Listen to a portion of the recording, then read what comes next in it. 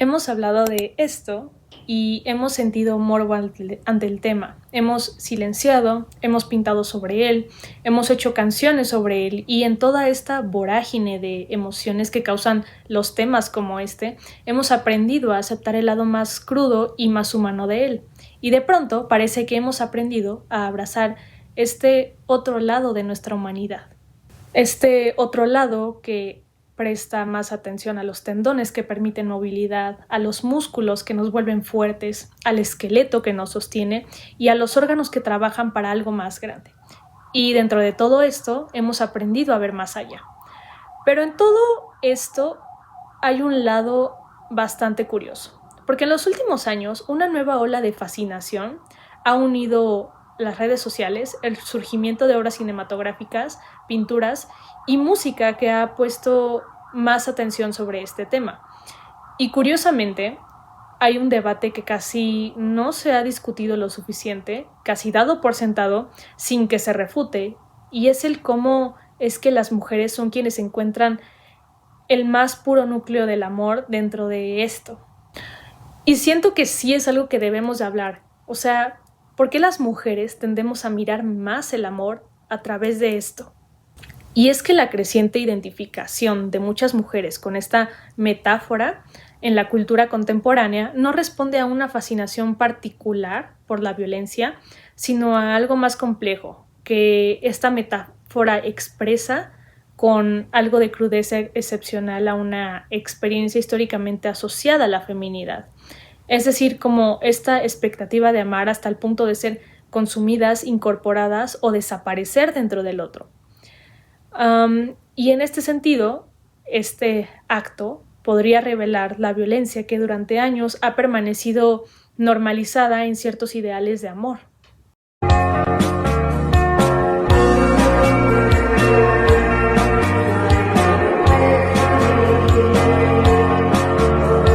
Hola, ¿cómo están? Espero que estén muy bien. Yo estoy muy bien, yo estoy muy emocionada por volver acá, por compartir este nuevo tema con ustedes. Se me hace muy interesante, me gusta bastante y pues les digo, creo que si han visto el último video que subí, los últimos, me parece, pues habrán dado cuenta que estoy muy emocionada por compartirles algunos de estos temas que he encontrado. Este sobre todo es mi favorito y encuentro que es el perfecto tema para volver, no sé por qué, es que lo disfruté bastante.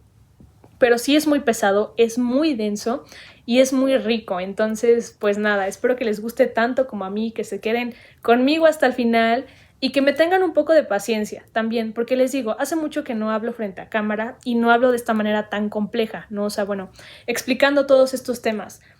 Y les digo, o sea, esto requiere de información muy densa que me puede tomar un poco de tiempo explicar o a veces como entender los términos a los que me refiero, así que ténganme paciencia, pero les juro que vale totalmente la pena quedarse hasta el final. Así que bueno, comencemos.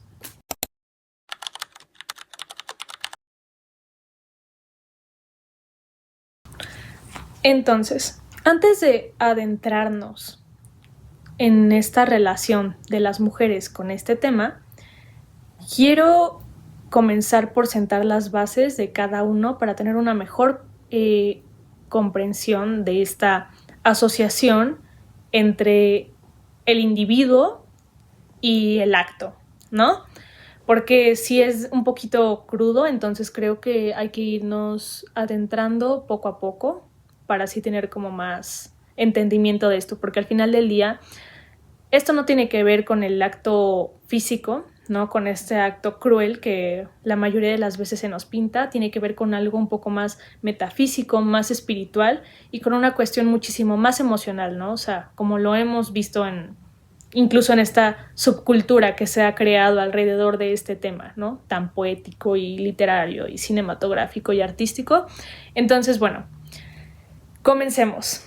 Y también quiero hacer un paréntesis aquí para explicar que voy a cambiar un poco la palabra en algunas ocasiones para que no me bajen el video. No hablemos de monetizar, hablemos de que no me bajen el video, porque pues es una palabra un poco fuerte, entonces la vamos a cambiar para no tener problemas, ¿no? con YouTube. Así que bueno, esto científicamente se denomina como antropofagia y representa, pues, al final del día, uno de los fenómenos más complejos y debatidos en la historia de las ciencias sociales. Porque lejos de ser meramente, pues, este acto salvaje y biológico, la antropología demuestra que la antropofagia es un sistema denso de significación cultural regulado por normas sociales estrictas, tabúes y dimensiones simbólicas impuestas dependiendo de el contexto histórico, la ubicación y, bueno, otras cuestiones, ¿no? Que se pueden ir quitando o agregando. Así que, bueno.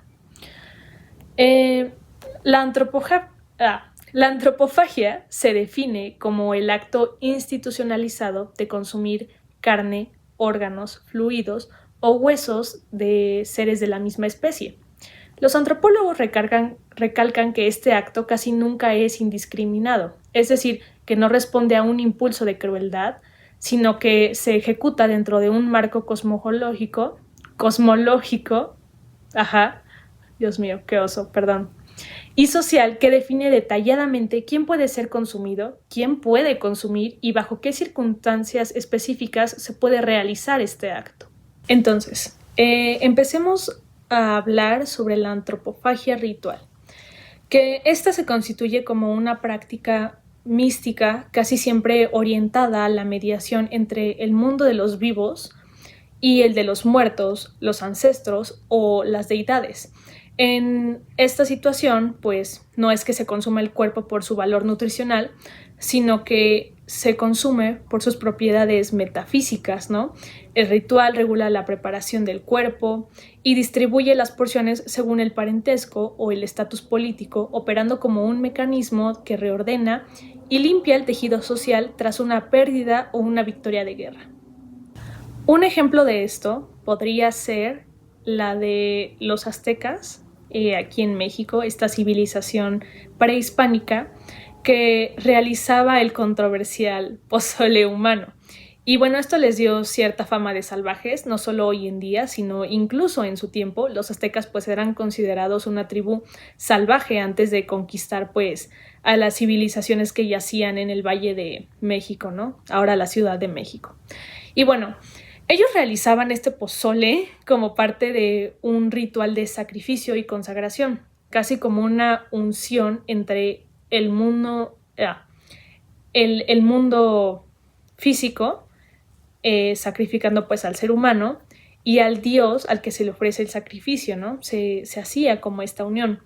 Y luego, al consumir a la persona sacrificada, esto permitía al Dios entrar en ellos. Y a mí me hizo como mucho ruido esto, porque de cierta forma podríamos encontrar una similitud entre la práctica de recibir la Eucaristía en la religión católica, ¿no? Que se realiza después de la misa como forma de consagración y dejar entrar a Dios, ¿no? O sea, tú pasas al altar con el Padre y Él te va a dar una oblea. Y esto representa la carne de Cristo, ¿no? De Jesucristo. Te va a dar vino que representa la sangre de Cristo, ¿no? Simbolizando el sacrificio que hizo para limpiar los pecados, ¿no? Y bueno, pues les digo, o sea, lo que pasa aquí es que tú consumes la oblea, el vino, y tú dejas entrar a Dios, purificando tu alma, ¿no? Y pues dejando que Dios entre a tu vida como parte de este sacrificio que se hizo, ¿no? O sea, siento que pues sí hay una similitud ahí. Luego podemos hablar de bueno, lo voy a decir ya, ¿qué importa? Bueno, ahora podemos hablar del endocanibalismo, que consiste en el consumo de miembros pertenecientes al propio grupo social o familiar.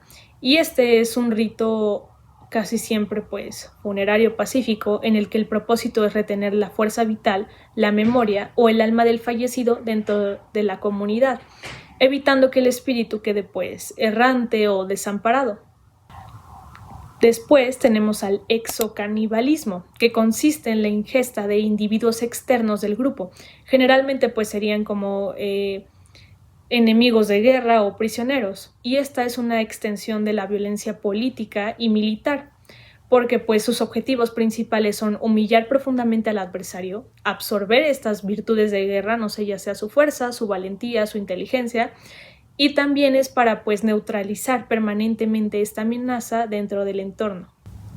Hablemos de la antropofagia como una incorporación del otro, porque finalmente esto es lo que se busca en todos los actos, ya sea de amor o de odio, esto es lo que se busca. Y es que en un nivel simbólico, comerse a otro ser igual a nosotros representa el acto supremo de asimilación, porque mediante la digestión, lo ajeno, ya sea un ancestro o un enemigo, se transmuta y se vuelve parte de la identidad del consumidor.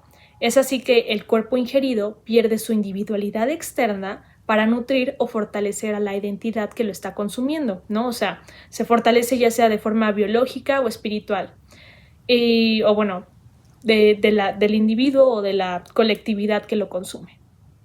Y ahora hablemos de la antropofagia como amor, respeto y duelo, ¿no? Que como ya lo vimos, pues para algunas culturas enterrar un cadáver bajo la tierra y dejar que se pudra es considerado pues un acto de abandono.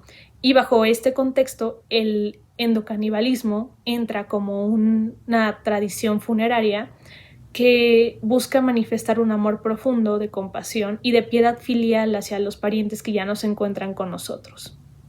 Ahora, un ejemplo de esto puede ser los Wari, un grupo en la Amazonia brasileña que consumía a sus muertos para ayudarlos a realizar una transición espiritual.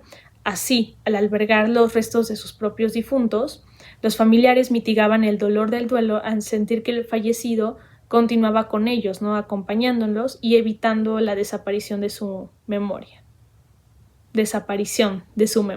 Lo siento. Y luego tenemos el caso de los Fore, que es una tribu en Papua, Nueva Guinea, donde las mujeres y los niños consumían los tejidos de los parientes difuntos como un deber mortuario, un acto escatológico fundamental para liberar al espíritu del fallecido y a su vez mantener el equilibrio de la comunidad. Pero ya habiendo hablado de estas prácticas espirituales que incluyen a la antropofagia, ahora podemos hablar de este acto como castigo y como consecuencia de la visión más sostenida hacia esta práctica, que es pues la crueldad, ¿no? Porque en una dimensión, como ya lo vimos, política y militar, devorar a un criminal, un traidor o un enemigo capturado simboliza la privación absoluta de su condición como persona física o incluso espiritual. Es así que pues este individuo castigado no solo pierde la vida, sino que se le niega el derecho a un entierro, y esto como consecuencia pues significa borrar su rastro físico del mundo y de cierta forma pues también se le excluye de cierto orden social, ¿no? A él y a su memoria. Ahora, antes de continuar, me gustaría presentarles algunas perspectivas de autores que me parecen sumamente interesantes para contrastar con las ideas que ya les presenté. Porque bueno, en todo esto pues tenemos la antropofagia como ritual, como forma de acabar con tus enemigos, como esta idea de mantener a alguien contigo o absorber al enemigo para que no quede nada de él. Así que bueno, primero hablemos de la perspectiva de Claude Lévi-Strauss.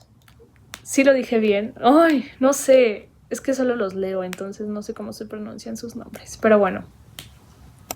Ajá. Entonces, desde una perspectiva más enfocada en el estructuralismo, se propuso que el canibalismo demuestra cómo las sociedades humanas procesan la alteridad de dos formas opuestas, mediante la antropofagia, que es pues absorber al otro para asimilar su fuerza, o la antropoemia, vomitar o aislar al otro, como pues hace Occidente con los prisioneros o los manicomios, ¿no? O sea, tú alejas a esta parte negativa, ¿no? O sea, la excluyes y los relegas a otro lado, ¿no? Al final del día. Y pues sostuvo que separar al endocanibalismo del exocanibalismo a veces resulta pues algo sumamente artificial, ya que en ambos casos la finalidad última es domesticar y apropiarse de lo externo a través de la cultura o la cocina. En este sentido, pues sí, o sea, justo, o sea, como que no se ve mucha diferencia entre que tú consumas a alguien porque lo quieres o porque lo odias. En otra perspectiva tenemos la de Mary Douglas, que en su célebre análisis sobre la pureza y el peligro postularía que las restricciones sobre lo que entra y lo que sale del cuerpo reflejan más bien las ansiedades de una sociedad por proteger sus fronteras ideológicas. Y esto pues sí se me hace muy interesante, porque, o sea, se propone que el canibalismo altera las nociones universales de materia fuera de lugar, redefiniendo ciertos límites entre lo comestible y lo sagrado para estructurar el orden social. Y bueno, por último tenemos a William Ahrens, que en su obra The Man Eating Meat introdujo una postura críticamente escéptica, donde sostiene que la mayor parte de los relatos históricos sobre el canibalismo generalizado en culturas indígenas eran en realidad mitos y proyecciones racistas creados por colonizadores europeos.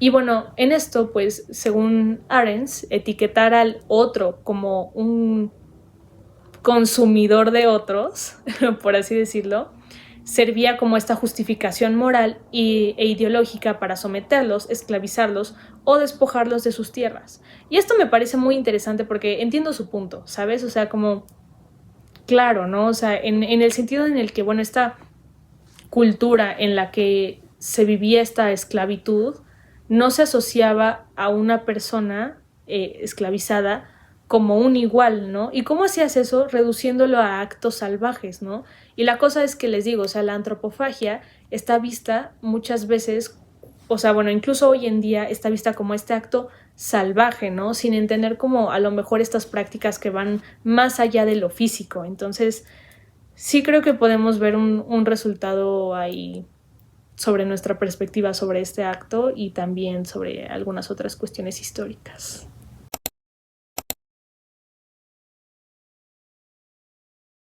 Entonces, ¿por qué cuando hablamos de amor terminamos hablando de cuerpo? Ya pasando a esta otra fase, ¿no? Ya teniendo en cuenta que es la antropofagia, pasemos ahora a el amor y el cómo siempre terminamos asociándolo con el cuerpo y con el tacto del mismo. Porque en la filosofía fenomenológica se demuestra que el ser humano no tiene un cuerpo, sino que es el cuerpo, ¿no? Y el amor, visto como un deseo absoluto de comunión y reconocimiento mutuo, encuentra ciertas limitantes en el lenguaje verbal. Y se tiene como idea que las palabras pues tienden a reducir la realidad, mientras que este impulso amoroso busca totalidad de la expresión, ¿no? Y por lo tanto el amor recurre al cuerpo, porque este es como el lenguaje definitivo, ¿no? La manera definitiva y el único capaz de ejecutar una sincronía originaria, de poder explorar la vulnerabilidad y la trascendencia de esta individualidad a través de una presencia táctil y sensorial para así pues llegar a ser uno con la otra persona, ¿no? O sea, para borrar estos límites que muchas veces la palabra no te deja. Entonces, las interacciones físicas del amor son en esencia variaciones de un mismo impulso ontológico, es decir, el deseo de esta porosidad y mixtura existencial. Así que bueno, para esto vamos a regresar un poco a esta idea de la limitante corporal, ¿no? De cómo el cuerpo tiene sus propios límites en el sentido de que la piel es un límite que no te deja pasar a los músculos. Los músculos son un límite que no te deja pasar a los huesos. Los huesos son un límite que no te deja pasar a los órganos, ¿no? Todo esto para protegerlos.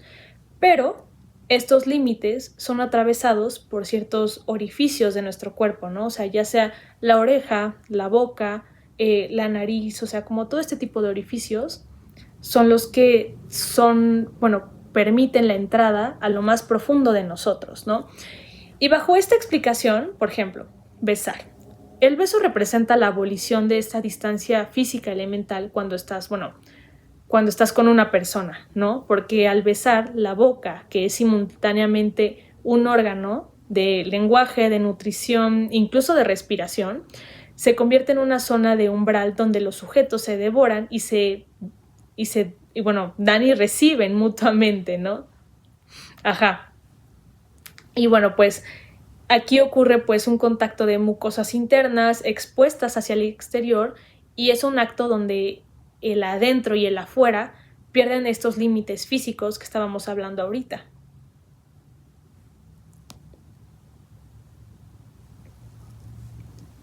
Por otra parte, tenemos al abrazo, que es más bien una clausura del espacio entre una persona y el otro, y funciona como un intento de envolver la totalidad del cuerpo al otro para resguardarlo y al mismo tiempo ser contenido por la persona que está abrazando, ¿no? Y en este abrazo, dos esquemas corporales se acoplan temporalmente, suspendiendo el aislamiento espacial del yo para constituir una sola unidad táctil de soporte y de amparo, ¿no? Entonces así, cuando yo abrazo a alguien, dejo de ser solamente yo y me vuelvo parte de una estructura formada por otra persona. Ahí perdemos individualidad y nos volvemos de cierta forma uno mismo, ¿no? O sea, cuando nos estamos abrazando nos volvemos un solo cuerpo de cierta forma, ¿no? O sea, dentro del nivel físico. Luego también podríamos pensar en el embarazo, porque es la manifestación biológica y existencial más radical de la alteridad interna, porque el embarazo rompe la lógica de la identidad cartesiana, es decir, un cuerpo, un sujeto, al albergar a un otro, ¿no? A un otro de nuestra misma especie, que es a la vez uno mismo, ¿no? Surge de ti, pero al nacer es otro ser, ¿no? Primero son células y luego ya es otro individuo, ¿no? Y aquí pues se puede representar como una división y una multiplicación interna donde la carne, donde la propia carne nutre, aloja y genera carne ajena.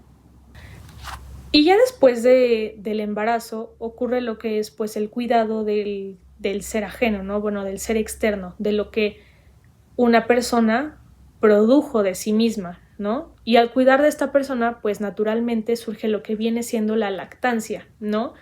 Que es como esta extensión de un lazo simbiótico del embarazo a través de un circuito de donación líquida, ¿no? O sea, del alimento.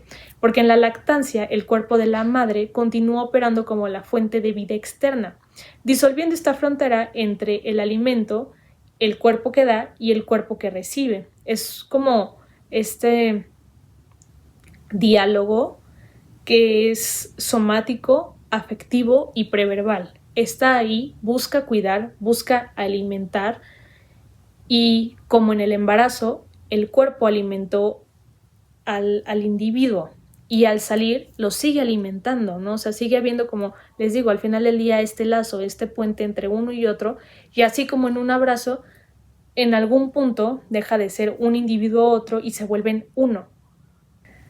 ¿Saben cómo me siento? Me siento como ese meme que está una persona así súper loquita, así con un pizarrón atrás, con 1000 hojas y 1000 explicaciones. Así me siento yo explicándoles a ustedes. Y, o sea, como que no sé, me siento como una loquita explicándoles todo esto. Pero espero que les esté gustando este video, porque les juro que está súper interesante, ¿saben? Pero les digo, es muy denso y tiene muchas teorías psicológicas muy locas, o sea, de que Freud terminó involucrado aquí. De alguna forma, Freud siempre termina involucrado aquí. Y no, obviamente sé cómo le hace, pero es como de, ¿por qué? No entiendo, ¿saben? No sé.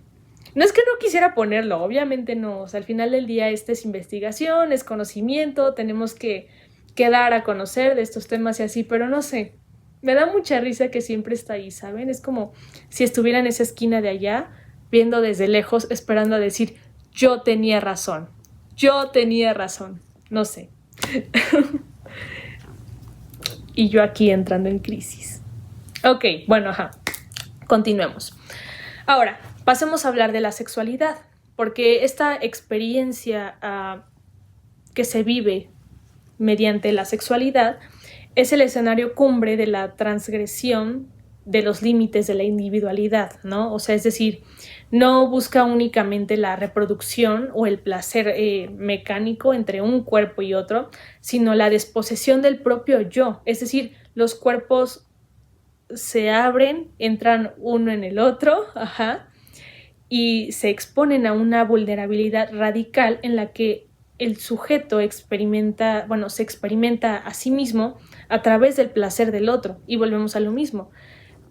un individuo y otro terminan volviéndose uno mismo, compartiendo una experiencia sensorial, somática, o sea, se vuelven uno mismo no solo de la forma física, pero incluso de la forma neurológica, lo podríamos decir así, por todo este tema de la dopamina.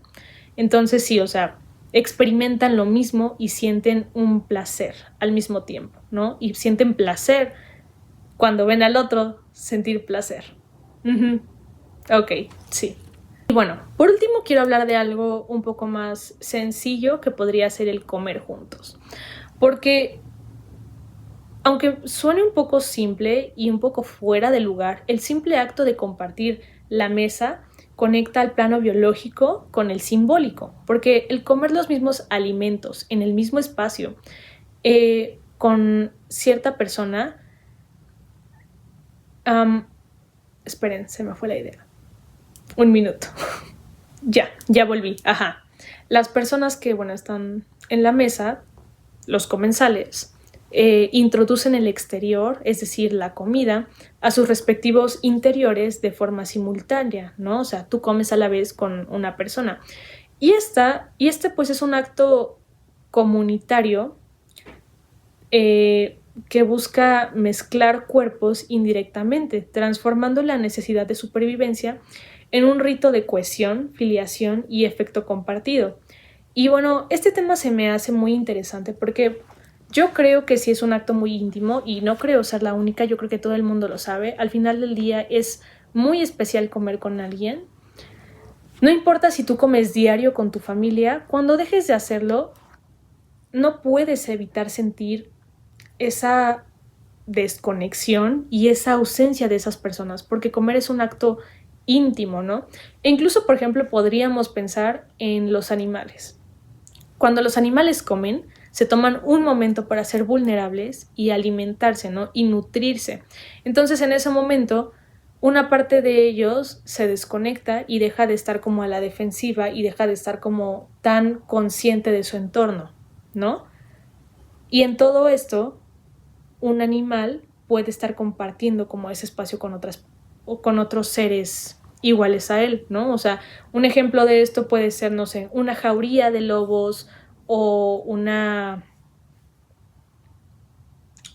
olvidé el nombre, pero bueno, una familia de leones, ¿no? Cuando están comiendo, ellos se permiten ser vulnerables unos con otros porque saben que están protegidos, porque sienten esta confianza, ¿no? O sea, porque son uno mismo, ¿no? Y si en algún momento llegara a haber una amenaza, todos reaccionan, pero en ese momento confían los unos en los otros para alimentarse, ¿no? O sea, para poder llenar esta necesidad, ser vulnerables en ese momento y después, pues, continuar con sus demás actividades. Pero mientras tanto, para la mayoría de los seres, es un acto bastante íntimo y que no deja de ser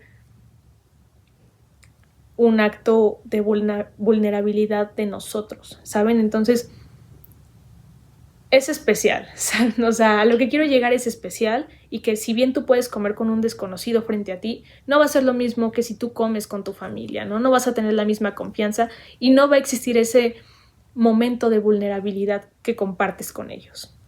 Entonces, bueno, concluyendo con esta idea, al final del día, compartir sangre, intercambiar fluidos, es romper de forma literal el tabú de la permeabilidad corporal, ¿no? Es ir más allá de esta frontera corporal de la que ya estamos hablando, ¿no? Es ir más allá de la piel, de los músculos, de los órganos, de los huesos, ¿no? Y al circular las sustancias de un cuerpo al otro, los sujetos participan en una transfusión metafórica y en algunos casos real, ¿no? O sea, un pacto carnal entre dos personas donde existe la pureza y se redefine a través de ¿cómo lo podríamos decir? Bueno, una invasión amorosa podría ser y de fusión biológica. Ok, aquí quiero hacer un paréntesis porque como ya les comenté, este ensayo es muy largo, tiene mucha información y el tema es demasiado rico como para simplemente tenerlo aquí, ¿saben? Y además también no quiero que para ustedes se les haga muy denso, de por sí ahorita siento que la información es demasiado técnica y puede llegar a ser un poco densa, lo siento por eso. Entonces, hay muchas cosas que me voy a saltar, no porque no sean importantes, lo son, pero sí es demasiado. Entonces, bueno, por ejemplo, aquí yo les quiero compartir algunas de las perspectivas de autores sobre este tema. Quiero hablarles sobre Julia Kristeva y cómo ella propone que, bueno, las diferencias entre lo semiótico, la abyección y el cuerpo materno. Pero hay más perspectivas que también son muy interesantes. Y si ustedes desean leer un poco sobre ellas, les dejo abajo el link de mi Substack para que puedan leer completo toda la información, ¿no? Si es que quieren. Creo que sí vale la pena, la verdad. O sea, no es que aquí esté quitando las cosas, simplemente que sí es demasiada información, demasiada. Y yo no me callo la boca, ¿saben? Entonces, es mucho, pero está bien. Lo siento, estoy entrando en una crisis. Hace mucho que no hacía esto y estoy muy emocionada y ya les dije, me encanta el tema, entonces, bueno. Continuemos con esto, porque Kristeva aporta una lectura psicoanalítica y lingüística fundamental sobre la mezcla de los cuerpos, distinguiendo entre lo semiótico y lo simbólico. En este sentido, pues lo simiótico es la dimensión del lenguaje ligada pues a estos impulsos primarios, ¿no? El ritmo, el tono e incluso los fluidos, originada en el espacio de la chora materna, es decir, el útero y el vínculo físico temprano con la madre. El amor recurre al cuerpo porque busca regresar a esta etapa preverbal de fusión absoluta previa a la separación impuesta por las leyes del lenguaje social, o sea, lo simbólico. Asimismo, su teoría de la abyección explica nuestra relación con los fluidos corporales, ¿no? O sea, mientras que el orden social clasifica estos fluidos como abyectos o impuros, porque desafían las fronteras del yo limpio, ¿no? O sea, el amor se espera que sea subversivo de transmutar lo abyecto en sagrado, permitiendo el intercambio de fluidos como la máxima expresión de intimidad y entrega desinteresada.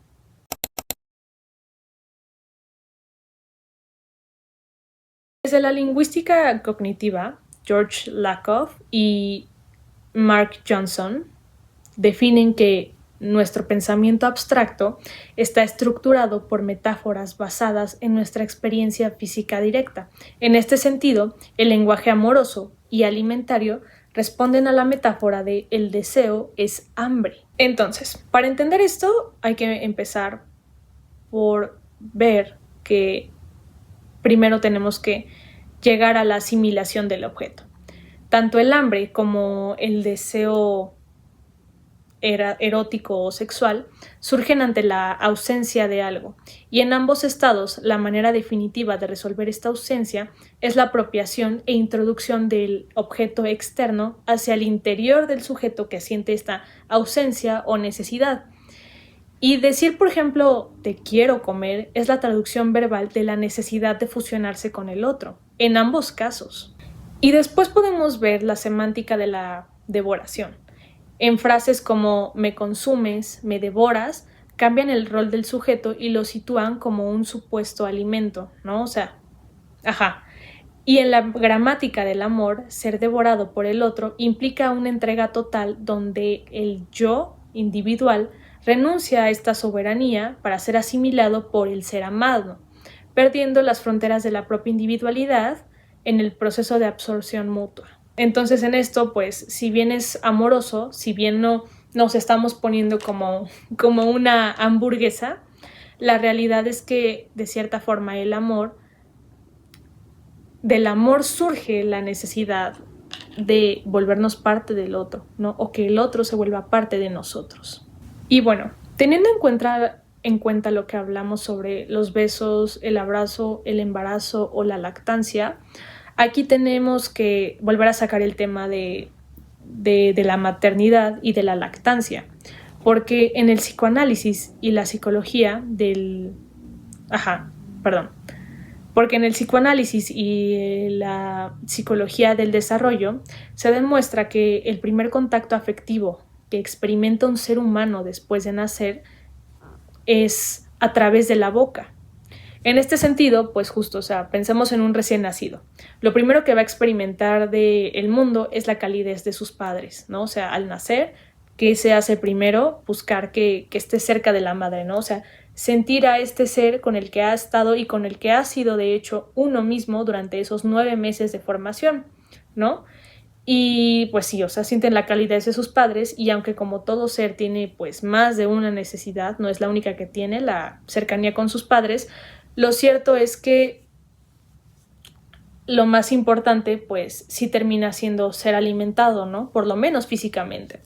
Y es así como llega el acto de ser alimentado por el pecho materno o recibir el alimento es indisociable al acto de recibir amor, seguridad y calor humano, porque la boca es el primer órgano de exploración afectiva.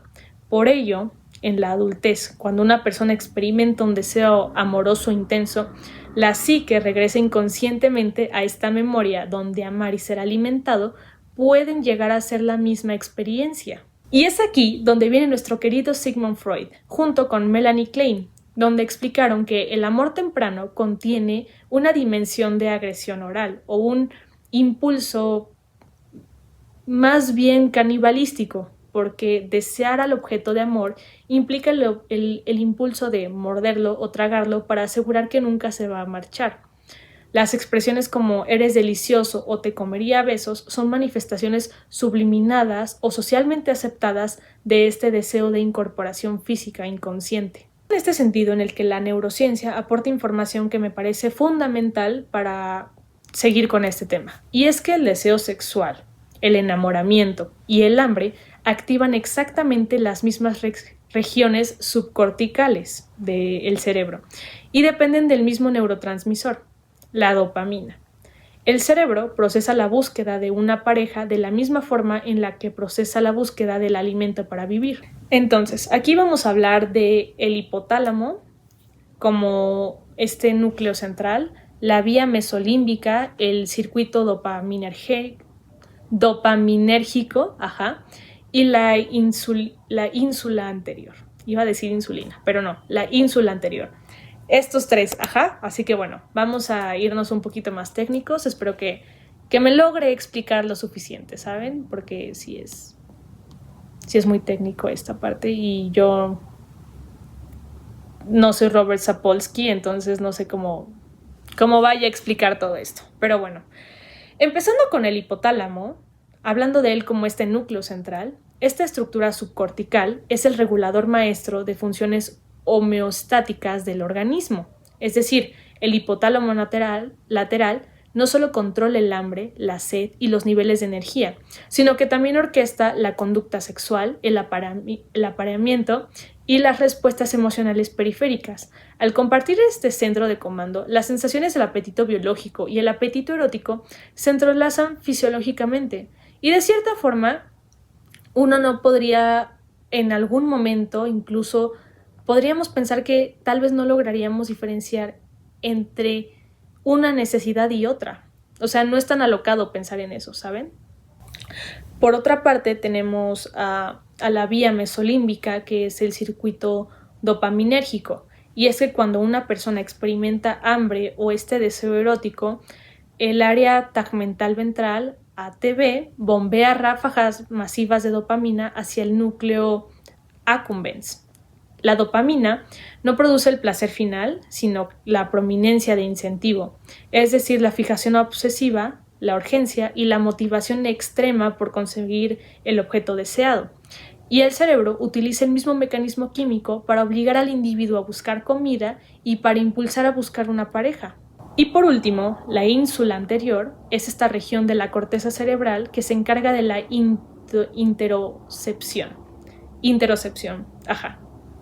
que es la lectura consciente de las sensaciones internas del cuerpo, como el vacío en el estómago o el ritmo cardíaco.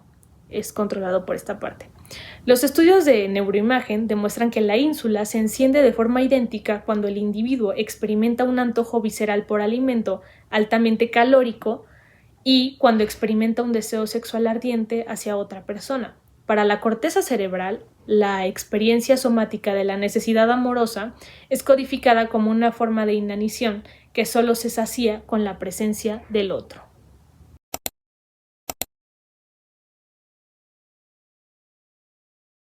Ok, entonces ahora sí, hablemos de la construcción histórica del amor femenino. Porque si bien el amor es un sentimiento que ha sido expresado como un comportamiento de cercanía física, ahora, después de habernos introducido un poco en el comportamiento afectivo del ser humano y de la antropofagia, es momento de que nos sumerjamos en el núcleo de todo este ensayo. Porque lejos de ser un sentimiento puramente biológico o espontáneo y algo que profesamos de forma tan artística y sentimental como lo son en los poemas o en las canciones o en las películas, no es arriesgado decir que el amor opera también como una de las instituciones ideológicas más eficaces para la regulación social del cuerpo y del género. Entonces, para responder a la pregunta central de este capítulo, ¿cómo es que se enseñó a las mujeres a amar? Me gustaría que abordemos algunas teorías feministas. En esto, pues, la historia demuestra que el amor ha sido codificado tradicionalmente como el destino obligatorio de la mujer, vinculando el afecto con la renuncia, la servidumbre doméstica y la subordinación estructural. Y bueno, creo que no es errado asumir que la mayoría de las mujeres hemos crecido bajo una educación que nos presenta cierto ideal del amor y nuestro papel durante él, porque por años la educación sentimental de las mujeres ha funcionado históricamente a través de un conjunto de mandatos que transforman la opresión en un acto de entrega casi voluntario, como si la mujer fuera así de fábrica, como si esto es lo que se espera de ella y para lo que está hecha. Así que bueno, hablando de matrimonio, tradicionalmente estructurado no como una opción, sino como un rito de paso indispensable para la legitimación social de la mujer. Porque en todo esto, el matrimonio, hace mucho tiempo, mucho tiempo, inserte ironía en esta frase, el matrimonio operaba como un contrato de transferencia jurídica y económica, donde el cuerpo, la sexualidad y la capacidad de trabajo de la mujer pasaban del control del padre al control del esposo. Y de esta forma, ser mujer no solo era el ser de un individuo, no solo era un género, sino el papel que se desempeña en una vida. Porque a diferencia de un hombre que con o sin mujer, con o sin esposa, seguía siendo un hombre, esto solo pues cambiaba cuando un niño pasaba por cierto ritual impuesto por la sociedad en la que se encontraba, pasaba a ser un hombre. La mujer no es así, la mujer necesita un hombre para hacerlo. Y de esta forma este es su ritual, pasa de ser niña a comprometerse para ser mujer. De otra forma no es. Sin un hombre ella no es, ¿no? Y en este sentido, pues o tienes a un padre o tienes a un esposo. Y por ejemplo, si nosotros hablamos de obediencia, en el aprendizaje de este amor patriarcal en que mayormente se nos fue impuesto, amar a un hombre se ha traducido históricamente como acatar su autoridad. La docilidad y la sumisión fueron estetizadas y promovidas como virtudes máximas de una buena esposa, cancelando así pues su autonomía, el deseo propio de las mujeres de función, en función de una voluntad masculina. Y esto lo podemos asociar con el sacrificio y la abnegación, porque entonces el amor femenino que ha crecido bajo este sistema de amor patriarcal se ha medido históricamente por su capacidad de resistencia al sufrimiento. Es decir, que en esta cultura patriarcal se enseñó que el amor verdadero es aquel que se niega a sí mismo, ¿no? O sea, por eso es esta abnegación, porque el valor de una mujer quedaba determinado por cuánto era capaz de postergar sus propios proyectos, sus deseos, su salud y su bienestar en beneficio de los demás, en beneficio de esta estructura construida sobre un matrimonio forjado en el amor patriarcal, ¿no? Donde primeramente se sirve al esposo y luego se sirve a los hijos. Y por último, si queda algún espacio, la esposa se llegaba a servir a una misma. Y es así como esto nos puede llevar a la maternidad, porque al fusionar el amor romántico con la maternidad obligatoria, que por mucho tiempo ha sido así, que incluso hoy en día se espera que siga siendo así, se naturaliza la idea de que las mujeres poseen una disposición innata para el cuidado incondicional, ocultando que la crianza es un trabajo físico y emocional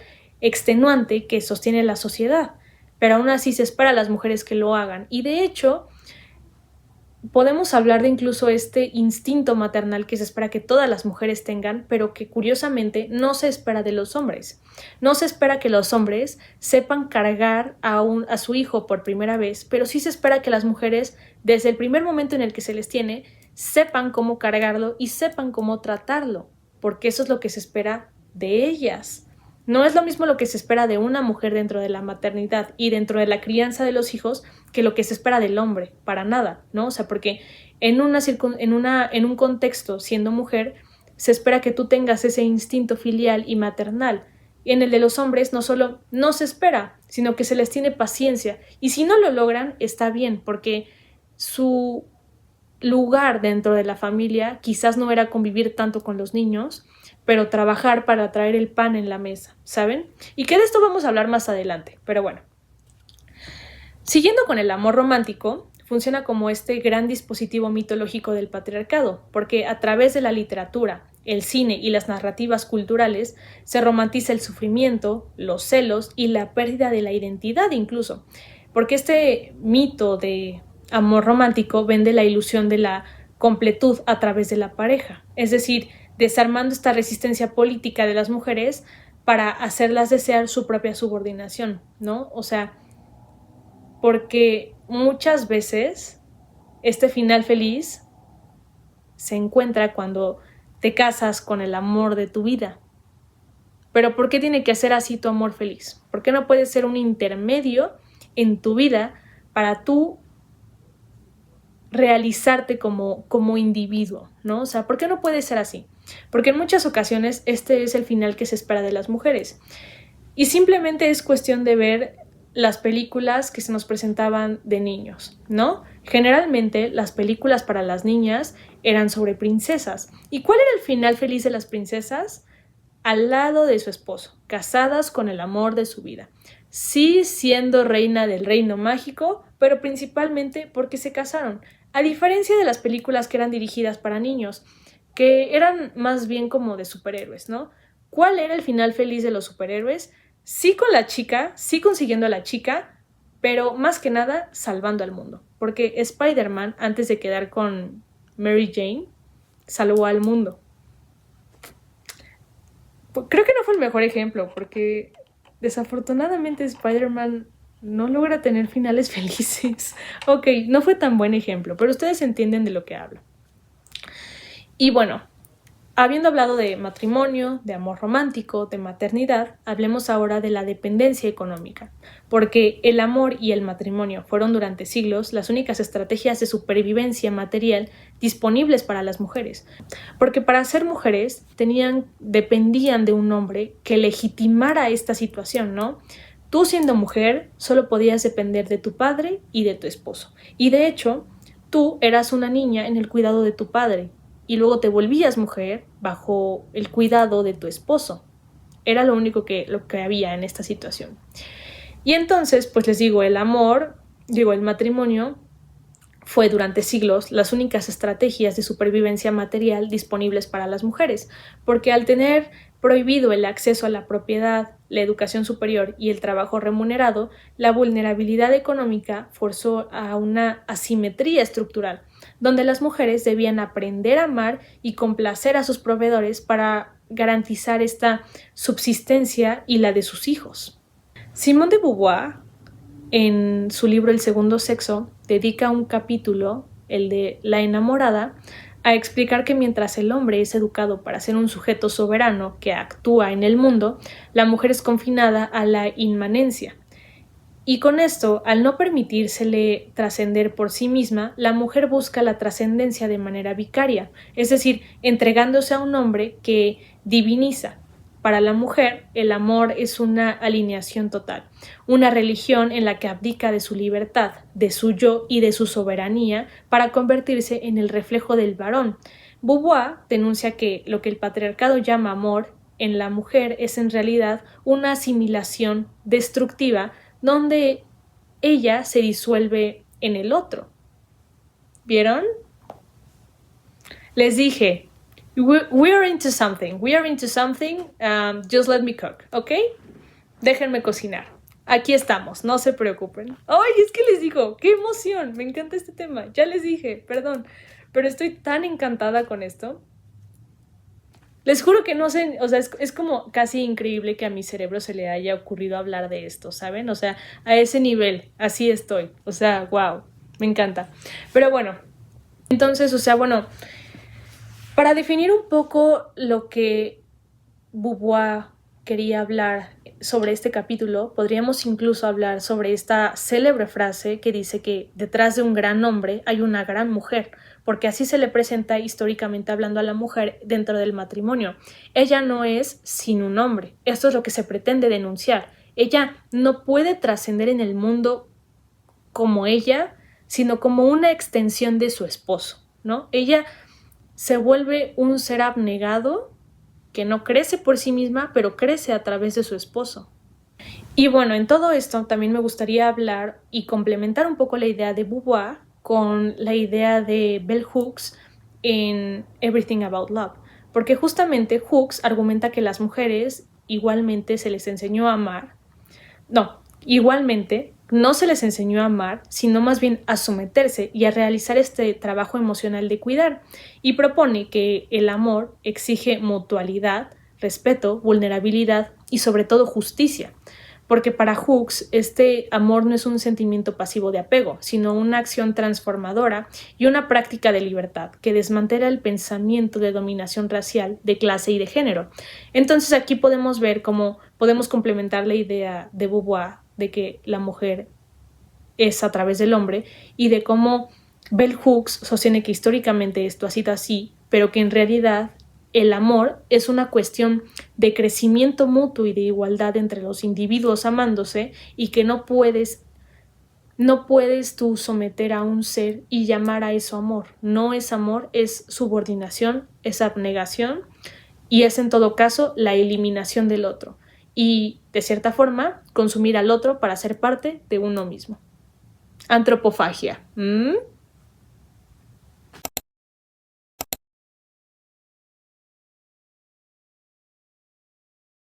Entonces, una vez sentadas las bases del por qué la mujer no es sin el hombre y cómo el matrimonio construido sobre esta estructura patriarcal no busca nutrir a dos seres de forma mutua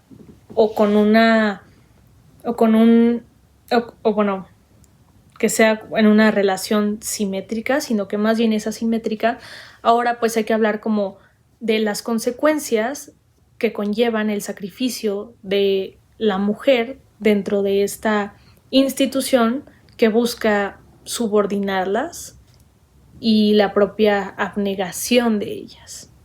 Porque pues el amor patriarcal opera disolviendo la individualidad de la mujer a través de estas dinámicas invisibilizadas de explotación afectiva. En esto podríamos pensar primeramente en una carga mental, porque representa el trabajo invisible de gestión, planificación, organización y anticipación de las necesidades del hogar. Y pensémoslo de esa forma, porque cuando nosotros pensamos en una ama de casa, pensamos en una mujer preparada, que sabe perfectamente a qué hora se van a dormir sus hijos, sabe perfectamente cuándo va a llegar su esposo y sabe perfectamente que cuando hay silencio en la casa es porque algo malo pasó, algo malo con los niños pasó, ¿no? Entonces, bajo esta idea, pues la tenemos de esta forma, ¿no? Y les digo, o sea, es esta mujer que Pueden manejar la gestión, la planificación, la organización, la anticipación de las necesidades del hogar, ¿no? Recuerda citas médicas, prevé las compras, coordina horarios y administra bienestar emocional colectivo, ¿no? Y aunque no deja rastros físicos, genera un estado de alerta y agotamiento cognitivo crónico que impide a la mujer desconectarse de esta esfera relacional. O, por ejemplo, hablando del trabajo doméstico, las labores repetitivas e interminables de mantenimiento material, como lo son la limpieza, la preparación de alimentos, el lavado, todo este tipo de actividades son indispensables para la vida, ¿no? Para esta convivencia en el hogar. Y tradicionalmente considerado una manifestación natural de afecto hacia los miembros del hogar, funciona en realidad como una jornada laboral no remunerada que reduce el tiempo libre disponible para el descanso o la recreación de la mujer. Y casualmente, como esta actividad es incluso como una muestra de cariño, es incluso curioso pensar en cómo muchas veces en el Día de la Madre hay tiendas que por el Día de la Madre ofrecen descuentos en productos domésticos, como lo serían aspiradoras, lavadoras, y se vende con la idea de haz del trabajo más fácil a tu mamá. Pero ¿por qué tenemos que pensar así? ¿Por qué tenemos que pensar en cómprale una aspiradora en el Día de las Madres a mamá para hacerle el trabajo más fácil? ¿Por qué no dividirnos las tareas en el hogar? ¿Por qué no regalarle a mamá un día de spa, por ejemplo, ¿no? O sea, que hoy en día cada vez es visto más esta idea, pero no deja de hacer ruido en mi cabeza pensar que estas cosas pasaban y que siguen pasando, ya menos, pero siguen pasando. Luego podemos hablar de la maternidad intensiva. Esta ideología contemporánea que exige que las madres dediquen cantidades exorbitantes de tiempo, dinero y energía a la crianza de sus hijos de manera personalizada. En esta narrativa sanciona socialmente a la madre que prioriza su individualidad, castigando la ambición externa y catalogando cualquier espacio de desarrollo propio como un acto de egoísmo, desamor o de abandono por su familia.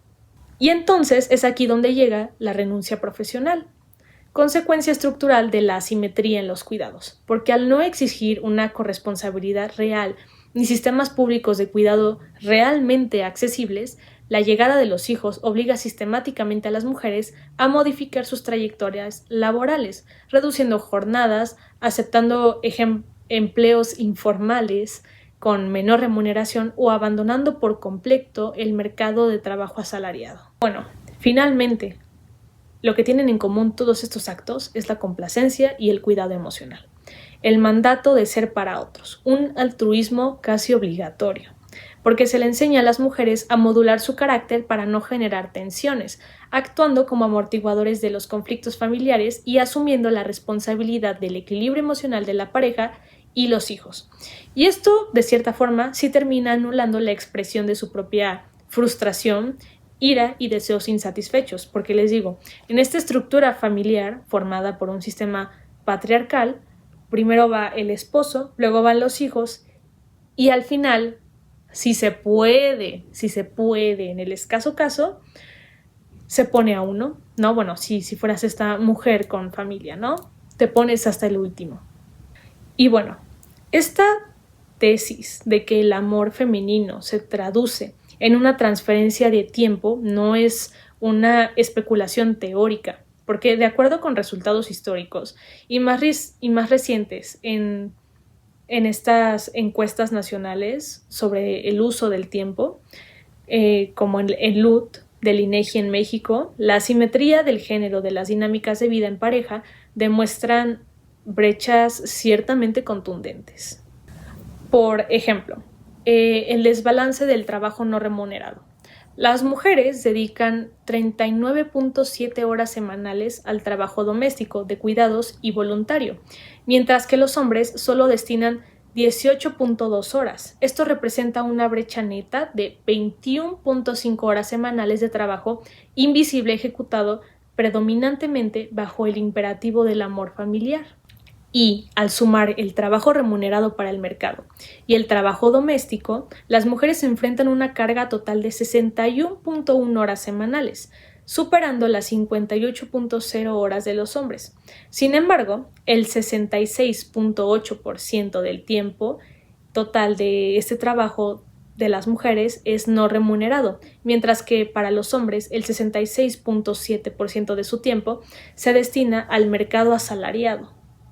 Y bueno, en el rubro de cuidados específicos a infantes de 0 a 5 años, las mujeres invierten un total de 9.5 horas más a la semana que los varones, una disparidad que fundamenta la deserción o el estancamiento profesional de las mujeres trabajadoras.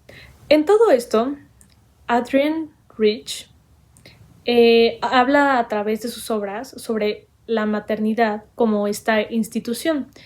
Y en todo esto, ella explica que las estructuras sociales y políticas fuerzan a las mujeres a aceptar que la entrega de su tiempo y de su cuerpo no tiene realmente límites. El sacrificio no nace de una elección libre, sino de un sistema de vigilancia ideológica que castiga psicológicamente mediante la culpa a aquellas mujeres que se niegan a renunciar a sus esferas profesionales o personales. El amor y el cuidado bajo este régimen funcionan como deudas existenciales obligatorias impuestas al género femenino.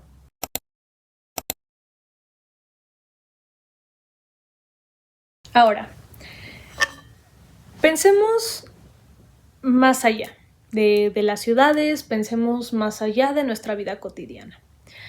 Y comencemos a pensar en mitos y leyendas que pretendían dejarnos como enseñanza cierta moraleja o reflexión acerca de la naturaleza humana y sus actos.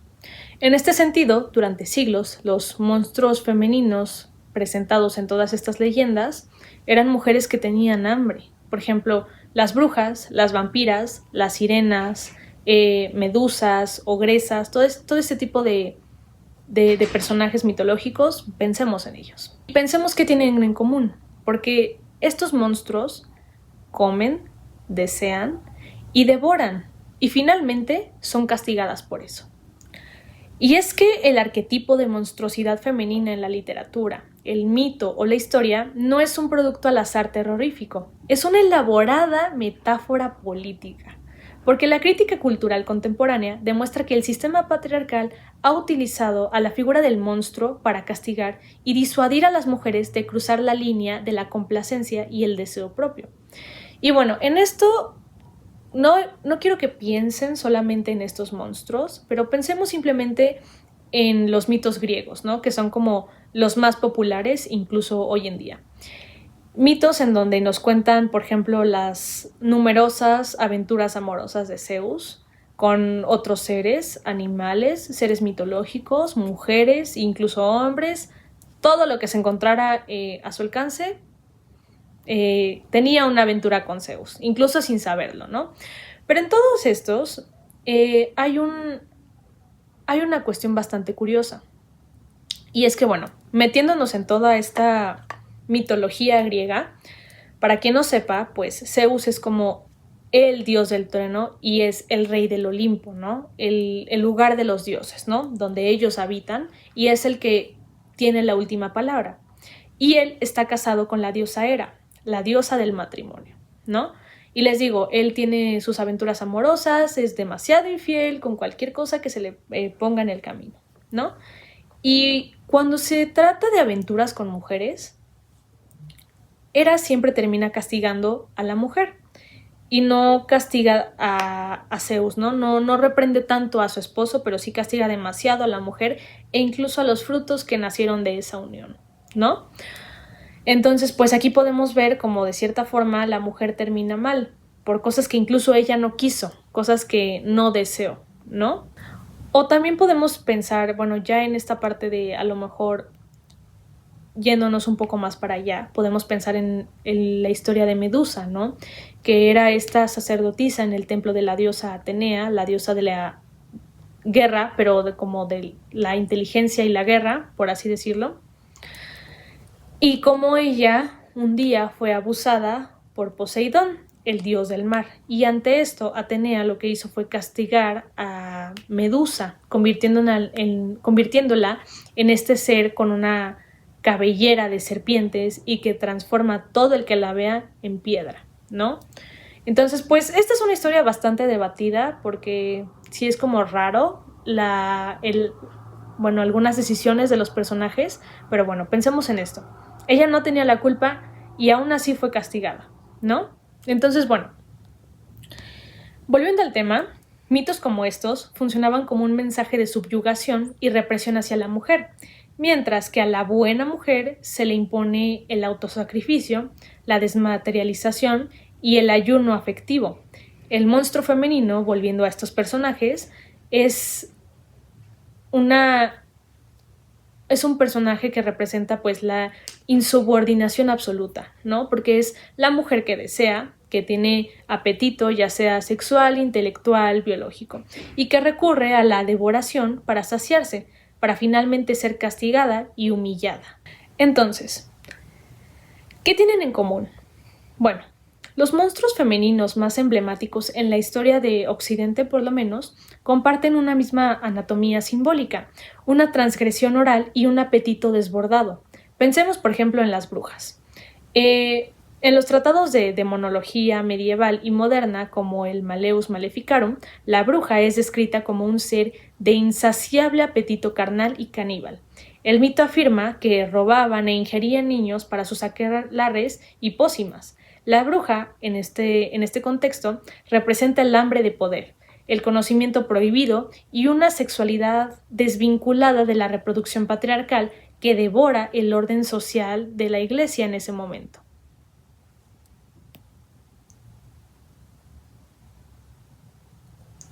También podemos pensar en las vampiresas, ¿no? Encarnaciones supremas del erotismo depredador, porque a diferencia del vampiro aristócrata que domina, la vampira, como no lo sé, Camila o las novias de Drácula, por ejemplo, seduce para extraer el fluido vital que sería la sangre. Su boca entonces ya no es el órgano de la sumisión o un beso pasivo, sino un instrumento letal que succiona la vida de la víctima, ¿no?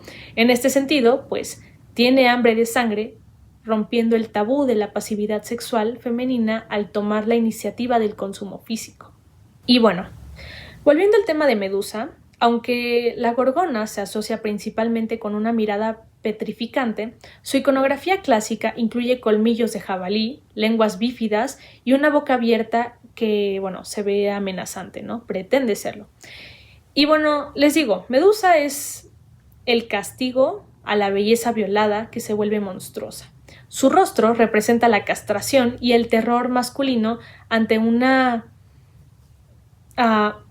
¿cómo explicarlo aquí? Ok, bueno, no, lo voy a explicar cómo es. Como una genitalia simbólica dentada. No puedo decirlo bien porque me censuran, pero bueno, ustedes ya búsquenlo o si no, véanlo en mi Substack y van a entender. Ajá. Que amenaza con devorar la soberanía del varón, ¿no? O sea, en estos mitos heroicos, la gorgona es una amenaza para el héroe. Y bueno, el castigo impuesto a estas criaturas, como podría ser la decapitación, la quema, estacas en el corazón, un destierro, todo ese tipo de cosas, funcionan como una lección pedagógica para las mujeres reales, ¿no? Como pretenden ser estos mitos, una enseñanza y una moraleja, ¿no? Para no hacer ciertas cosas. Entonces, si la mujer expresa apetito, debe ser destruida, ¿no? La cultura patriarcal no teme a la fealdad del monstruo, sino más bien a esta capacidad de autorregulación, como podemos ver en todos estos mitos, ¿no? Esta capacidad de autorregulación y de saciedad, porque el monstruo no pide permiso para consumir, toma el objeto de su deseo y lo asimila, destruyendo la frontera que la condena a ser alimentado por otros, ¿no? O ser alimento de otros. Y bueno, Barbara Creed, en su obra The Monstrous Feminine, Film, Feminism and Psychoanalysis, y psicoanálisis, ella argumenta que en la cultura occidental se define a la monstruosidad femenina casi siempre en relación con sus funciones biológicas, reproductivas y subvertidas. Ella critica una visión freudiana tradicional que reduce a la mujer a un ser castrado sin falo. Es así que Creed demuestra que el verdadero terror que proyecta el patriarcado sobre el monstruo femenino es que ella es realmente la castradora. Figuras como las vampiresas, las sirenas y medusas operan bajo el mito de esta boca dentada o otro órgano reproductor femenino dentado. Entonces, sus fauces abiertas, sedientas de sangre, fluidos o de carne humana, simbolizan el temor masculino a ser fagocitado, anulado o enmasculado por un deseo femenino voraz que se niega a ser domesticado. Y bueno, por ejemplo, también Silvia Federici explica que el mito de la brujería, desde una perspectiva socioeconómica e histórica, se explica en el hecho de que se demuestra que esta gran casa que hubo, en donde existió, pues, por ejemplo, el Maleris Maleficarum, el manual y el martillo de las brujas, demuestra que, pues, justo la casa de brujas en el siglo XVI y en el XVII no fue simplemente un arrebato de superstición, como ya bien lo sabemos, sino que fue una campaña estatal planificada por el nacimiento del capitalismo para someter al cuerpo femenino. Entonces, bajo esta idea, lo que ella propone es que los inquisidores acusaban a las mujeres de canibalismo, infanticidio y lujuria insaciable para deshumanizarlas ante la opinión pública. Y entonces, esta hambre de la bruja era en realidad la rebeldía de las mujeres mayores que se resistían al despojo de las tierras comunales, de las parteras que controlaban la reproducción y de aquellas que ejercían su sexualidad fuera del matrimonio productivo, ¿no? O sea, con el fin de reproducirse. Al etiquetarlas como monstruos devoradores, el Estado justificó su exterminio físico y disciplinó al resto de las mujeres en el confinamiento del hogar sacrificial.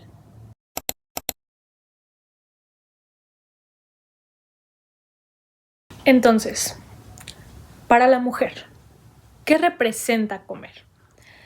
El canibalismo en la ficción contemporánea, escrita por mujeres, tiende a abandonar este horror gótico tradicional para convertirse en una herramienta de disección política, existencial y de género.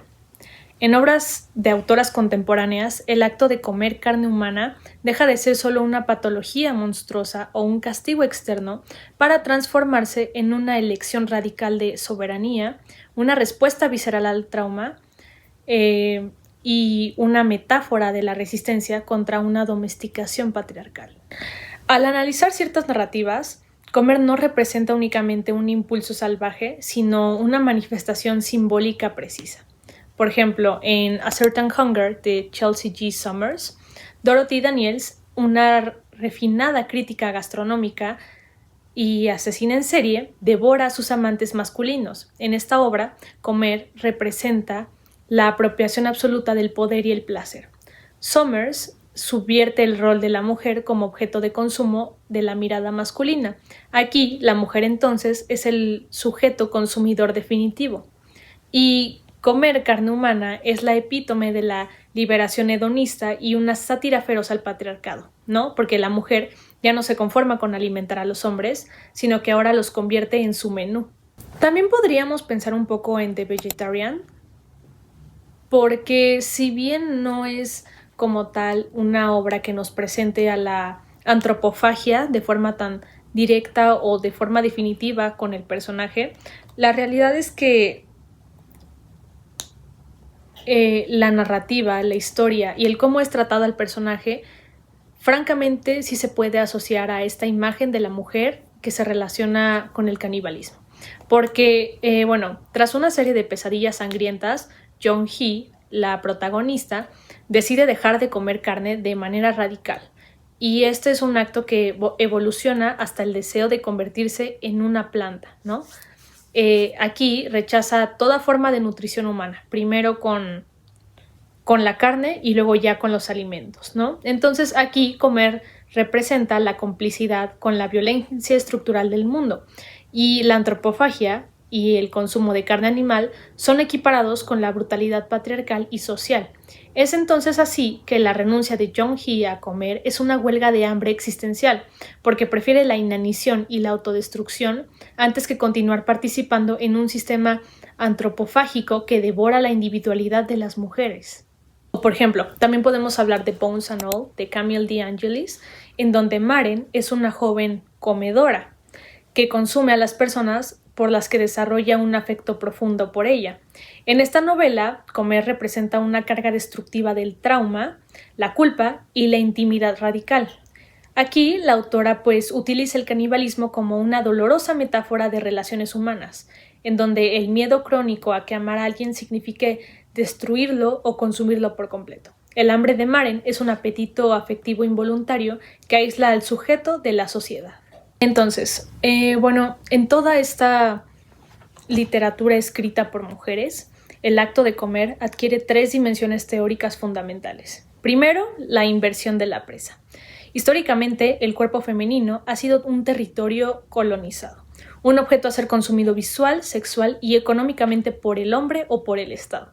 Y cuando las autoras dotan a sus personajes femeninos de un hambre antropófaga o la relacionan de cierta forma con ella, invierten esta polaridad, porque entonces la mujer deja de ser la presa pasiva para convertirse en el sujeto depredador activo, devolviendo la violencia del sistema a través de una masticación simbólica. Luego podemos pensar en esta ruptura de la domesticación de la mujer, en donde el mandato de la feminidad exige pulcritud, contención en la mesa, ayuno físico y emocional.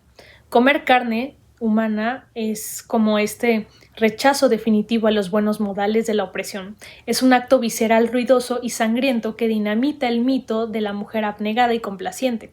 Y luego también podemos pensar en la paradoja de la intimidad, porque al igual que en la perspectiva fenomenológica que vimos en el capítulo 2, comer al otro representa el deseo desesperado de unión o destrucción total.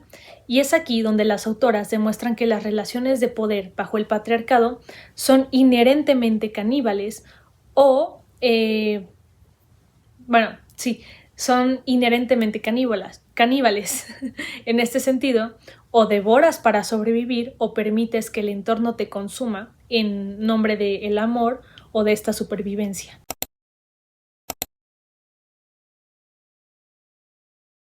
Bueno, en capítulos anteriores hablamos de cómo el amor tiene limitantes dentro del lenguaje verbal y esto, de cierta forma, termina llevando a la necesidad de un lenguaje más físico y carnal. Pero hablando en términos más amplios, el uso de un léxico anatómico y visceral en el arte, especialmente en la música contemporánea, demuestra que el lenguaje del amor romántico y el deseo sigue recurriendo a la imaginaria de la digestión y la fragmentación corporal. En el análisis de letras revela que una profunda conexión de los capítulos previos al amor no solo es un idilio más allá del cuerpo, sino que es una experiencia de asimilación carnal donde los amantes se ofrecen mutuamente como alimento, se destruyen o se antropofagian para alcanzar una comunión absoluta. Por ejemplo, en la mayoría de las canciones, no en la mayoría, pero en la mayoría de las canciones en las que buscamos enfocarnos para este tema, en sus composiciones los artistas usan palabras como bite, morder, teeth, dientes, flesh, carne, blood, sangre, bone, hueso y consume, consumir. Y pues aquí podemos ver cómo estas palabras abandonan el terreno del horror para más bien convertirse en metáforas de una entrega radical y quizás la exploración del trauma generado en una relación. Por ejemplo, Mitski, ella utiliza constantemente la fragmentación anatómica para expresar la desesperación por ser amada y aprobada, vinculando el erotismo con la autodestrucción. En su emblemática canción Brand New City, pregunta insistentemente qué ha tomado el otro y ofrece su propio cuerpo como entrega. En First Love, Late Spring, refuerza la idea del consumo interno al hablar de un amor que la consume por dentro. Para Mitski, entonces, el amor se codifica a través de un despojo voluntario, es decir, ofrecer la carne y los huesos al otro es una huelga afectiva. El sujeto enamorado prefiere ser desmantelado y asimilado por la pareja antes que habitar en un cuerpo vacío. Es entonces como el amor es concebido como una fuerza casi parasitaria que habita e ingiere al yo desde adentro. Otro ejemplo podría ser Florence Welch, Florence plus the Machine, y en cómo ella recurre al imaginario de los ritos antiguos, la sangre y el dolor sacrificial para describir la pasión amorosa. En la canción Big God, la ausencia del ser amado se describe como una herida física y una mutilación, con dientes clavados en el corazón. Asimismo, en Girl Elephant, el amor y la violencia de género se mezclan mediante la imaginaria de los dientes y la piel. Entonces, en esta lírica, el amor es una experiencia casi religiosa e inherentemente violenta que requiere la apertura del cuerpo. Los dientes del otro incrustados en los órganos vitales demuestran que el afecto no es pacífico, es una invasión de las fronteras intersubjetivas, como ya lo habíamos hablado en el capítulo 2, me parece, sí.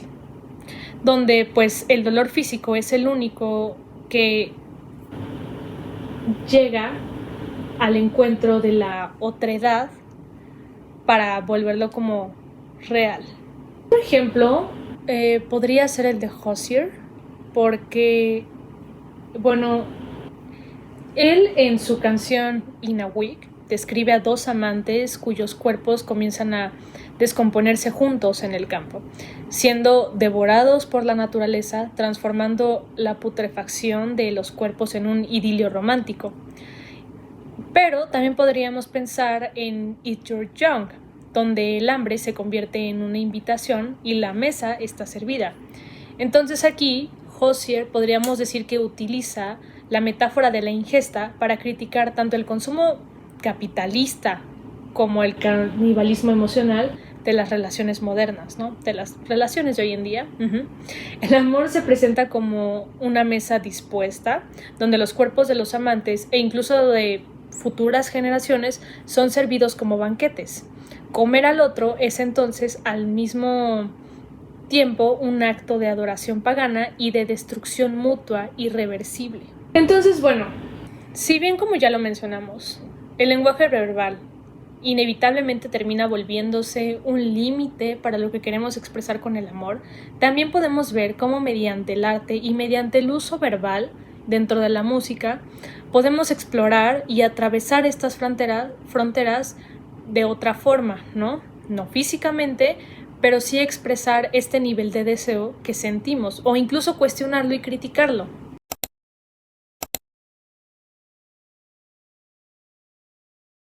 Pasemos a otro tema. ¿Por qué tantas mujeres usan esta estética? Mujeres jóvenes, más que nada.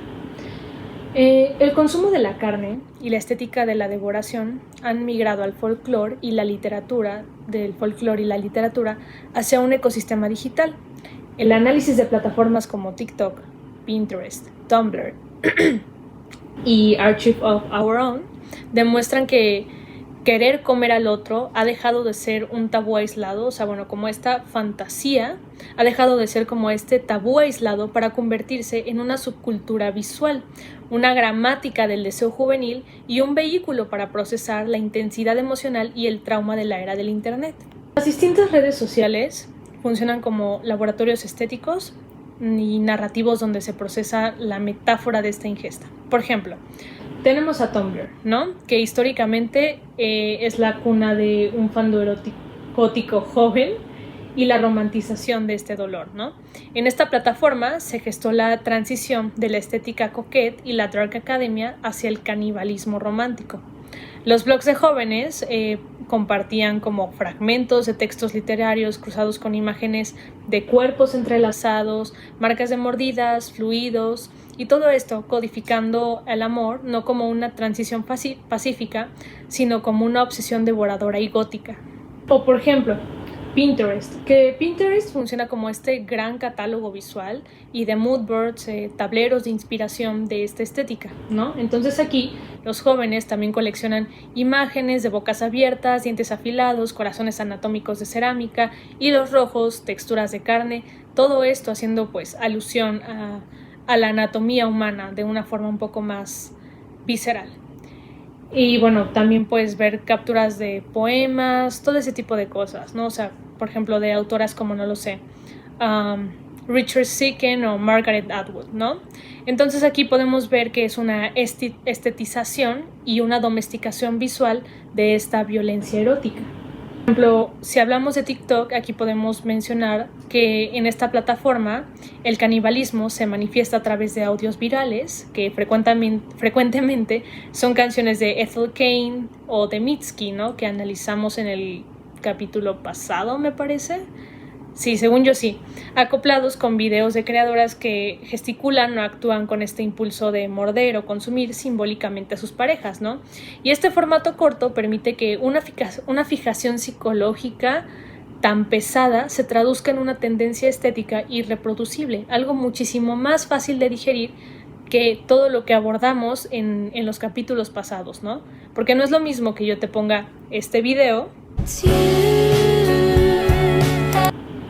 a que te pongas a ver todo este video y juntos desglosemos el porqué de ciertas conductas humanas. Por ejemplo, también en Archive of Our Own, pues es como este repertorio de literatura juvenil, es literal un archivo propio lleno de ficciones, fantasías, de todo lo que se te pueda ocurrir, ahí lo vas a encontrar. Y en todo esto, etiquetas como cannibalism, involuntary cannibalism, vampirism, eating each other alive registran miles de historias escritas y predominantemente por mujeres jóvenes. Entonces, las escritoras utilizan personajes como por ejemplo The Bones and All, The Hannibal, Interview with the Vampire, todos estos para explorar dinámicas de codependencia destructiva, intimidad queer y erotismo límite que no encuentran espacio en la literatura comercial. Y llegando a esta parte de los fanarts, también es importante mencionar, por ejemplo, los fanarts ilustrados, ¿no? O sea, bueno, estas ilustraciones digitales creadas por usuarios que circulan, por ejemplo, en Twitter o a veces en Instagram, pero mayormente en Twitter, y que en estas imágenes muestran a personajes populares abrazados mientras uno muerde el cuello del otro, o con sus, a veces con algo más expuesto, ¿no? Y entrelazados como si fueran lazos rojos, ¿no? De eso obviamente no puedo poner imagen, pero sí existe. De preferencia no lo busquen, la verdad no lo recomiendo, no se me hace una actividad muy buena, pero está bien. Entonces, bueno, aquí podemos ver cómo este fanart traduce la abstracción del texto de Archive of Our Own en un signo visual que es como más contundente, en donde pues aquí sí se dibuja las cosas de una forma más literal y no tanto tan metafóricas, ¿no? Porque lo visual siempre termina siendo más contundente.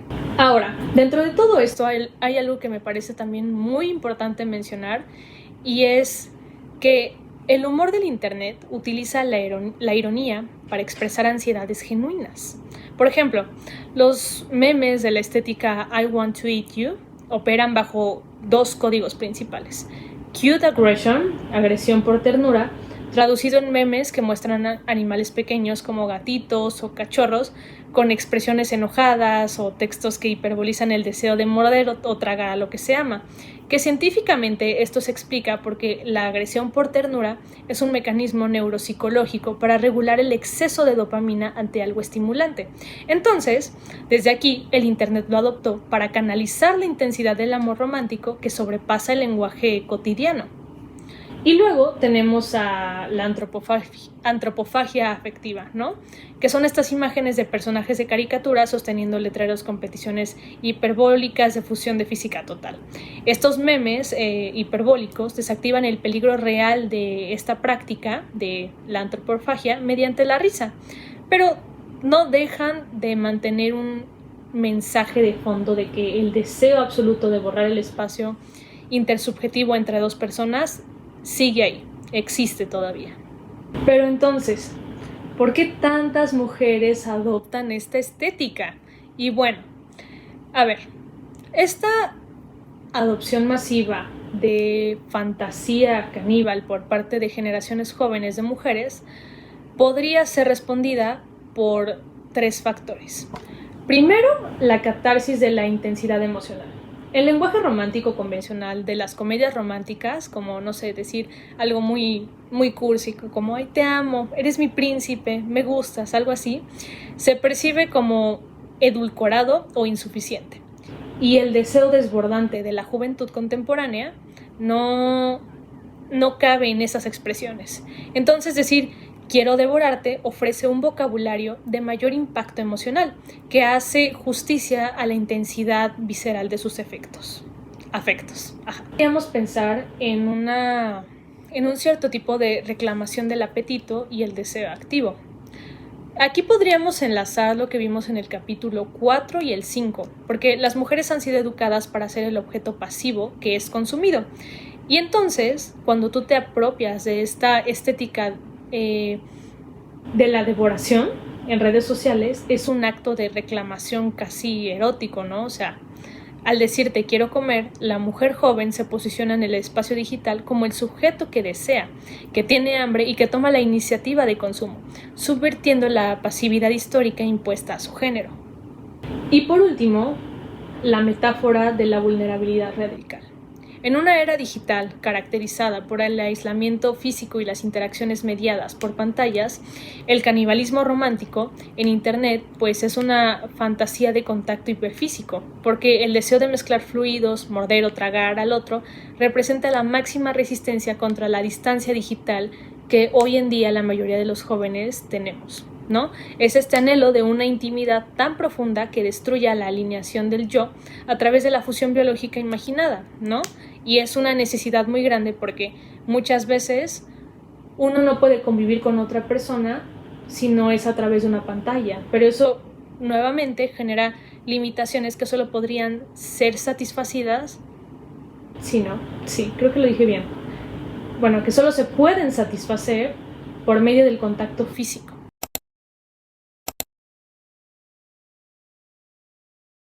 Bueno, pero entonces, toda esta metáfora, toda esta relación de el contacto humano en el amor con la antropofagia, ¿qué quiere decirnos esto? ¿Realmente esto es amor o más bien es desaparición? Porque, ¿qué significa amar si uno desaparece? ¿Puede el amor existir donde nadie se ha devorado? ¿O es posible la intimidad sin esta fusión que muchas veces buscamos? Para empezar, creo que hay que tener claro que el amor que se nos presenta en el occidente está cimentado históricamente en una paradoja de fusión. Es decir, o sea, como esta idea romántica de que dos seres deben fundirse en una sola carne para validarse mutuamente. Sin embargo, desde una perspectiva filosófica crítica, esta noción esconde una trampa ontológica un poco destructiva, ¿no? O sea, como ya vimos, o sea, implica muchas cuestiones. Porque, por ejemplo, en la filosofía existencialista y la psicología humanista demuestran que el amor verdadero no es una dinámica de asimilación digestiva, sino una práctica de la libertad que exige de una manera casi obligatoria la preservación y la soberanía de las identidades individuales. Entonces, bajo este sentido, podemos ver que nos inclinamos más hacia la perspectiva de las autoras que vimos, como por ejemplo Simone de Beauvoir y de Bell Hooks, ¿no? Por encima de todo esto que vimos del deseo de consumir a la otra persona, ¿no? Entonces, aquí podemos hablar de lo que viene siendo la paradoja ontológica, ¿no? Entonces, discutamos esta idea de fusión frente a la alianza, ¿no? O sea, ¿qué es una y qué es la otra y si chocan realmente? Porque, a ver, el deseo de fusión absoluta analiza los límites de la angustia existencial, porque al meter al otro dentro de mí o al dejarme tragar por él, elimino el miedo a la soledad y a la alteridad. No obstante, esta asimilación aniquila la base misma del amor que estábamos viendo, ¿no? O sea que estábamos viendo, perdón, no sé, como que me... Entonces, si el otro desaparece al ser devorado, pues ya no tienes a quién amar, ¿no? O sea, y esta es una idea que se explora en la obra que ya mencionamos, Bones and All, porque aquí la intimidad genuina no puede construirse sobre el cementerio de la individualidad, ¿no? Debe operar como una alianza entre dos sujetos en un espacio común sin renunciar a sus fronteras corporales, psíquicas y políticas, ¿no? O sea, al final del día puede ser uno, pero al mismo tiempo mientras conservas tu individualidad. Entonces es aquí donde podemos ver como la diferencia entre la fusión y la alianza. Aquí, bueno, desde este punto de vista y ya habiendo analizado los temas como la antropofagia y el amor y el cómo es vista la mujer desde este amor en un sistema patriarcal, podemos pensar en la metáfora de la antropofagia como una verdad que revela aquello que pues este amor romántico le ha exigido históricamente a las mujeres, ¿no? Es decir, convertirse en alimento para el hombre, para la familia, para el Estado, ¿no? O sea, dentro de todos estos marcos emocionales, domésticos, laborales e incluso corporales. Y entonces, bajo esta lectura, el amor romántico funciona como una antropofagia institucionalizada y dulcificada por la cultura, porque mientras este exocanibalismo que estuvimos viendo en el capítulo 1, que es pues devorar a ajenos, recurre a una fuerza física para absorber las virtudes de un enemigo, el régimen del romance recurre a la pedagogía de la abnegación, lo que vimos en el capítulo, me parece, 5. Ajá. Porque para lograr que la mujer se entregue voluntariamente como un recurso calórico, casi, ¿no? Entonces aquí pues no es realmente un acto de crueldad individual, sino que es un engranaje económico y civilizado, ¿no? Este es un proceso que se ha normalizado. Sí. Ok.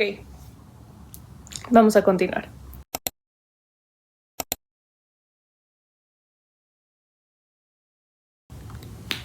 Pero bueno, ¿por qué todo esto está pasando en esta década del 2020?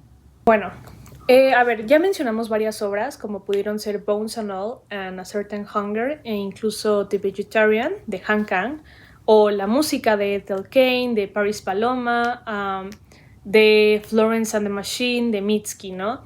Y también mencionamos las subculturas de TikTok y de Instagram durante los años de 2020, ¿no? Que esto responde a 3 crisis estructurales del presente. Para empezar, podemos hablar de la fatiga, de la desmaterialización y la inanición digital. Aquí, pues, presentamos esta idea de que vivimos en una era de la hipermediación algorítmica. Es decir, las relaciones humanas en el 2020 están mediadas por pantallas, aplicaciones de citas y el desvanecimiento del contacto físico. Entonces, ante este aislamiento físico incorpóreo, el imaginario del canibalismo y la mezcla de fluidos reacciona como una fantasía de hipermaterialidad radical. Es decir, los jóvenes ya no quieren un romance higiénico de mensajes de texto. Ahora añoran una intimidad tan extrema que recupere la certidumbre de la carne que hace falta, ¿no? O sea, el dolor y también la presencia a través de una ingesta imaginada. Después podemos pensar en este colapso de la mujer empoderada neoliberal en la década de los 2010, que pues se vendió como esta idea de que la mujer puede tenerlo todo, ¿no? Una carrera exitosa, estabilidad económica, belleza y una relación de pareja perfecta basada en una negociación racional, ¿no?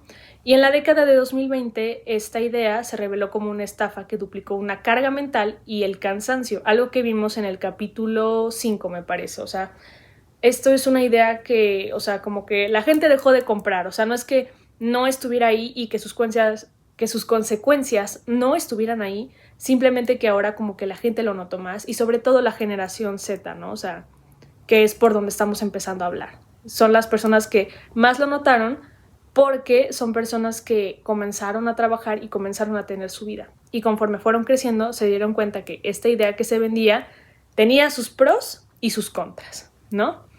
Entonces,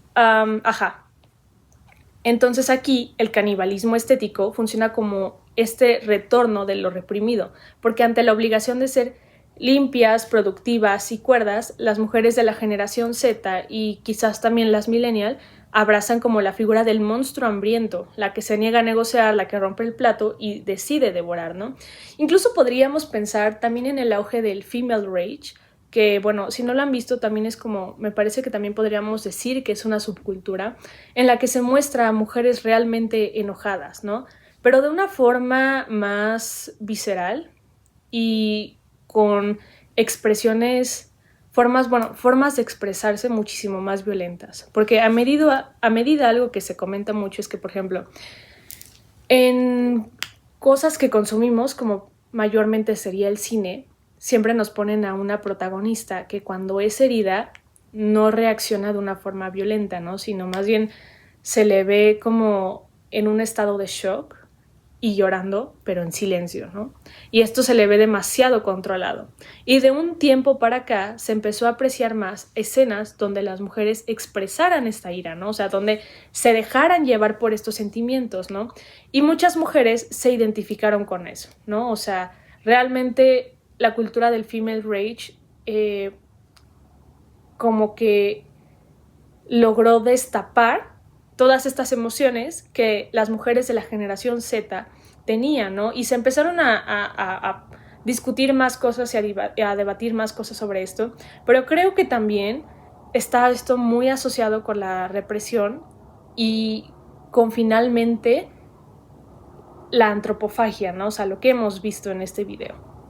Y bueno, con esto dicho sobre el female rage y cómo ha ido evolucionando esta subcultura y el debate alrededor de ella, también me gustaría hablar de la evolución en la conversación feminista.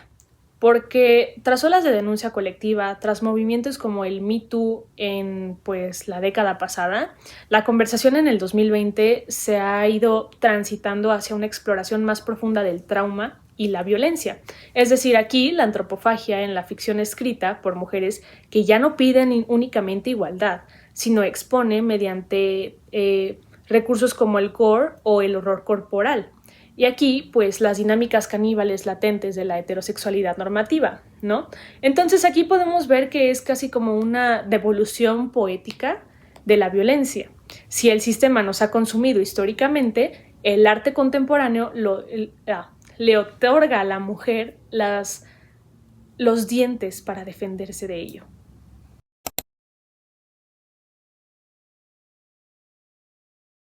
Pero bueno,